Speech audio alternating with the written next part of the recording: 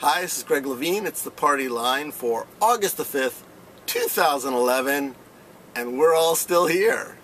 Now, it's going to be really hard for me not to talk about all that agonizing, compromising, anything but tranquilizing, right on tawdry affair that went down over the weekend on Capitol Hill and in the bowels of the White House, but I got a lot to talk about. In fact, I got so much to talk about, I'm not going to talk about all of it. It's in the Post. It's now your problem. Give it a read. There's lots of information there today. Now, August 2nd, where were you? You were watching the Senate, weren't you? You were probably just watching the floor of the Senate. You knew what was going to happen there. I mean, really no suspense. Better, I think, you should have done what I did, which was turn your attention to the hearing room where the Senate Committee of Environment and Public Works had the joint committee, full committee, and subcommittee for clean air and safety. Had a special hearing on the Nuclear Regulatory Commission near-term task force report on the future of nuclear safety, because that's where the excitement was. Well, okay, it wasn't really where the excitement was, but there were a couple of things to be learned, and there are real issues being handled here. Most broadly, what is the U.S. response going to be to lessons learned from the Fukushima Daiichi nuclear disaster in Japan, if any? Now, I talked about a few weeks back what was called the Near-Term Task Force Report. It was a task force put together by the Nuclear Regulatory Commission, and they were supposed to come up with a series of recommendations based on what we had learned from the disaster in Japan. And they delivered that report around middle of July, and not a whole lot seemed to happen the first couple of weeks. I talked about the report, good as far as it goes, but it didn't go very far. There were some negative, slow-walking kind of responses from members of the House committee that has oversight over nuclear issues. Senator James Inhofe, who's on the EPW, the Senate committee, where this hearing was, basically called blatantly for a slow-walking of the report. The commission, made up of 5 members, 2 of which, one being the commission chair, Gregory Jaczko. I think I said Jaczko a few weeks back. I now believe that's not how you pronounce it. I apologize. Gregory Jaczko wants to dispose of these recommendations in 90 days. What that means is not that they'll all be implemented, but they'll come to some agreement on implementing them, that rules will be drawn, and then like in 5 years maybe those rules will be enforced. That and one other commissioner they think it can pull off in 90 days. The other 3 commissioners want to hear more from stakeholders, which is a really overused term in terms of this commission and this committee for the nuclear industry, for the people who have more interest in, say, profit than they do in public safety. And so that was sort of the stage was set in this committee between the people who favored disposal of the recommendations in 90 days and those who couldn't even get to that point, who couldn't commit to any time frame even for dealing with the recommendations. Let's not talk about implementing any rules. You had predictable partisan lines being drawn.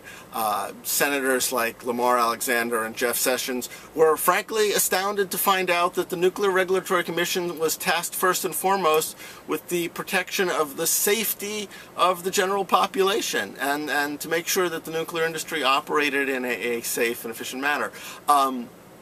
They couldn't believe that you didn't also take into account profits of the nuclear industry and the cost of safety when like for right out of the box. And you know, the Nuclear Regulatory Commission is not made up of a bunch of anti-nuke radicals here. These are people who all basically believe in nuclear energy, nuclear power, making it part of our energy mix here in this country.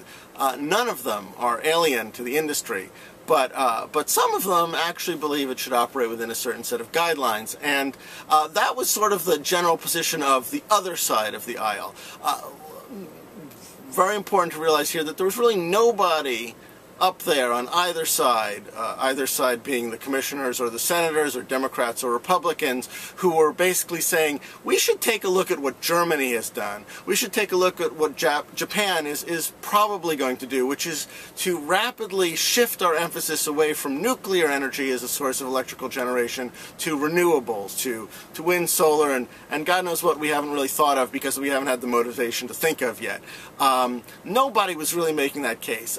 If there was someone who came close, it was Bernie Sanders, but even he didn't say outright, you know, let's take a lesson from Angela Merkel.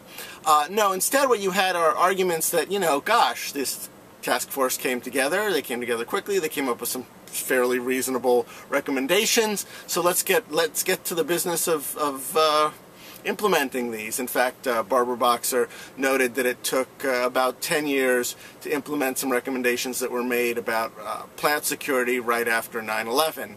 I had to chuckle because maybe implemented on paper, I don't think that most watchdogs would say that they've truly been implemented across the board on America's nuclear facilities. But that aside, Barbara Boxer actually made a really interesting cogent argument for regulation as a good thing for the nuclear industry, in that if the nuclear industry really wants to expand, to go forward, to prosper as it does, as Sessions and Alexander and James Inhofe all want it to do, then it's really important for it to be a well-regulated industry, because only then will it have the trust of the consumer, of the marketplace, of the people, and only then can it operate, you know, without having to look over its shoulder every 5 seconds. And, you know, honestly, a well-regulated industry would be a cheaper industry, would be a safer industry, and would be a more trusted industry.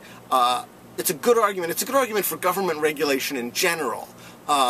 You know, I can think of examples, for instance, with mad cow and beef, where actually smaller producers were begging for more government regulation so that they could assure import countries outside the United States that their beef was safe, and only like some big agribusiness stood in the way because, God, red tape, costs money, blah, blah, blah.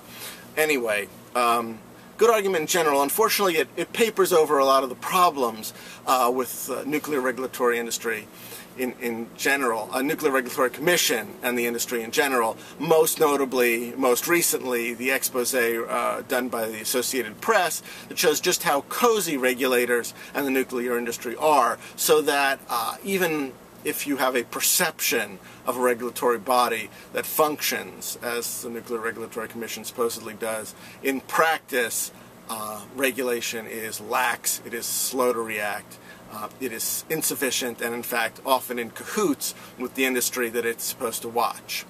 And unfortunately, the Commission is then in turn supposed to be watched by elected representatives who are many of them beholden to the nuclear industry for campaign contributions. I mean, their hooks are in deep to a lot of the people who are sitting on that panel, and as even Barbara Boxer noted, she has 2 nuclear facilities in her state. She noted it in terms of the fact that millions of people live near, say, San Onofre, and you need a strategy if something goes wrong to evacuate those people.